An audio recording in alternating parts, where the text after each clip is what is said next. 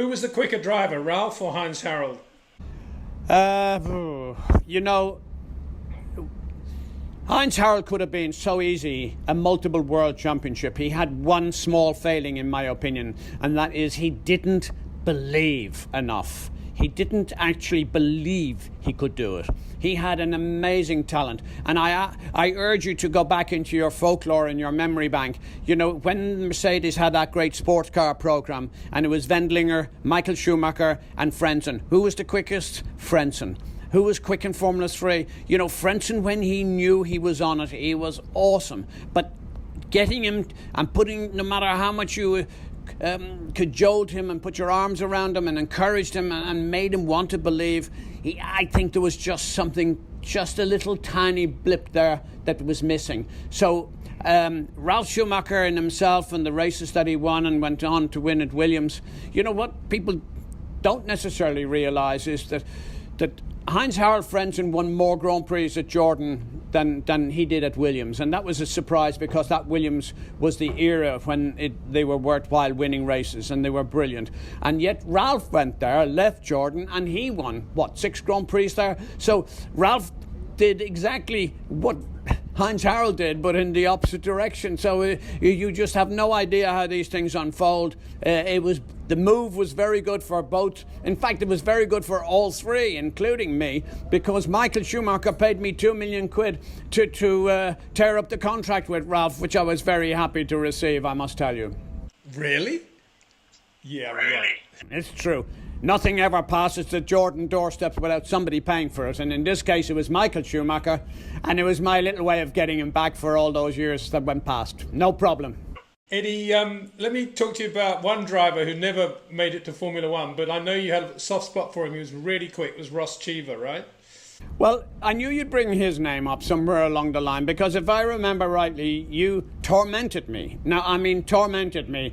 Anyone who's about to watch this program will realise that sometimes a journalist gets under your skin, he drives you so bloody crazy, and he goes on and on and on. And you and Ross Cheever, and the same thing, funnily enough, Gerd Kramer drove me completely crazy about a guy called Schumacher, and I never really would have signed him. So I signed Michael Schumacher partly because I just happened to believe that Gerd Kramer might be right. In your case, I chose Ross Cheever because he was one of the nicest people that you could ever have in a racing car. I remember during the winter period when I said to him, "You're such a lazy bastard, you get on and do." So I gave him a paintbrush and he painted the floor of the factory of Jordan Grand Prix. That is a fact.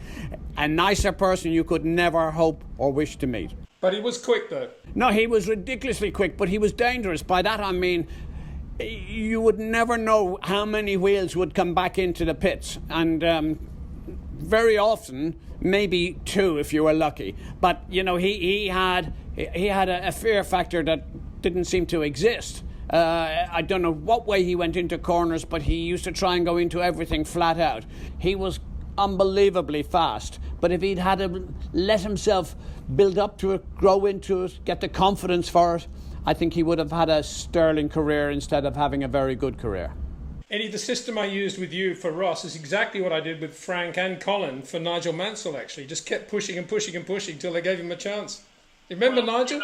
I started with Formula Ford in the mid-70s with Nigel, and you know, how he achieved and how he got to the level of success and his dominance in Formula One staggered me, because if there ever was a perfect example of somebody who didn't initially have all the speed, didn't have all the natural, but you had something that was different, which is exactly what I'm talking about. He had a belief beyond 100% if it was ever possible, because he believed totally in himself. You obviously built him up into it. You were a great promoter of his, and I do not believe that, you know, Colin Chapman would have signed him, or indeed Frank, had it not been for you, so he owes you a huge amount. And of course, the last ever time he drove a car was in Barcelona in a Jordan car, and of course, not many people realise that. But Nigel and I were great friends from all the Formula 3s, from the Unipark days with Dave Price, and they were probably the best years of my life in the late 70s. Hooray! She's listening to my every word. I don't believe a word of it. Well, you both look to be getting younger every year. You look about 23, Eddie, Marie's just out of school. I mean, you did the right thing, no doubt about that. But if I think back about those days and the image I had of you, it was this incredibly well financed Marlborough Irish driver with a shamrock on the car. Wow, this was Mr. Sponsorship. Yeah, I think you're just trying to be nice so as I do this program for you. So, George Mackin, but, the funny thing about it, he saw me racing, but, what he saw was hugely important because he thought that I was the one person who was able to add extra value to the sponsorship of driving the car. So he brought me to start and create a brand called Raffles. Myself and James Hunt were given the job inside Marlborough to promote and to build this brand.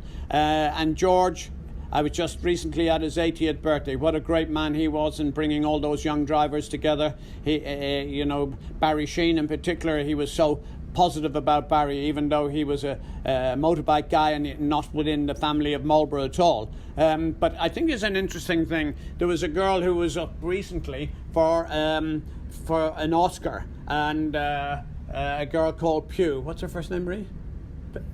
Florence, is it? No. Florence. I think Florence Pugh is George Mackin's granddaughter. Can you believe that? And she did Little Women or something like that. So she was up for So it's funny how the whole family has just integrated. George, of course, is still a great friend living in Oxford, and I wouldn't be here without him. That is absolutely for sure. Eddie, lovely talking to you. I'll let you go and have your early evening cocktail as the sun goes down over the Côte d'Azur. I'm not sure. Not much sun here today. Anyway, nice to see you, Peter, and you're looking particularly well, and we see you hopefully on the road when we're allowed to go back and watch these races. May even see you at Silverstone, the home of Grand Prix racing. Thanks a lot, Peter. Great pleasure.